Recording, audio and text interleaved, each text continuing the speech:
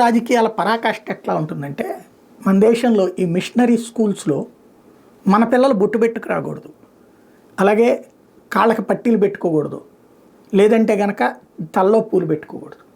చేసేసాం, అమలు చేసేసాం, మిషనరీ స్కూల్స్లో చదివిచ్చేసాం. అదే సందర్భంలో అక్కడ సంక్రాంతికి సెలవులేమో 3 రోజులు ఉంటాయి, అదే క్రిస్మస్ సెలవులు 10 రోజులు ఉంటాయి. నడిచిపోతుంది.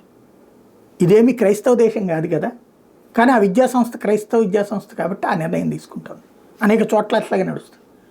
అట్లాగే అంటే హిందువుల నిశ్శబ్దం అనేటటువంటిది మిగతా వాళ్ళ యొక్క ధైర్యం, తప్పేం లేదు.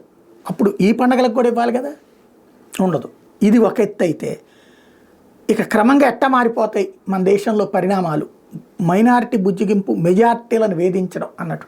జార్ఖండ్ మొన్ననే మొత్తుకుని చెప్పాడు నరేంద్ర మోడీ, అయ్యా విదేశాల వాళ్ళు వచ్చి, చొరబాటుదారులు వచ్చి మీ గిరిజన ప్రాంతాల్లో మీ అమ్మాయిని పటాయించి పెళ్లి చేసుకున్నారు, బాగానే ఉంది, వాడు ఇటు మతం మారితే పర్లేదు, కానీ వీళ్ళు వచ్చి అమ్మాయిల్ని అటు మతం మార్చారు, చివరికి అమ్మాయి తల్లిదండ్రులు మతం మార్చారు.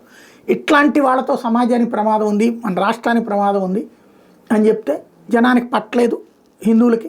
అదే సందర్భంలో మతం మారిన వాళ్ళందరూ ఒక్కటే ఓడించారు. ఇప్పుడు వాళ్ళ కోసం జార్ఖండ్ ముఖ్యమంత్రి తీసుకున్నటువంటి తాజా నిర్ణయం ఏంటంటే, రాష్ట్రంలోని 648 స్కూళ్లలో ఆదివారం సెలవు రద్దు చేశాడు, శుక్రవారం సెలవు పెట్టాడు.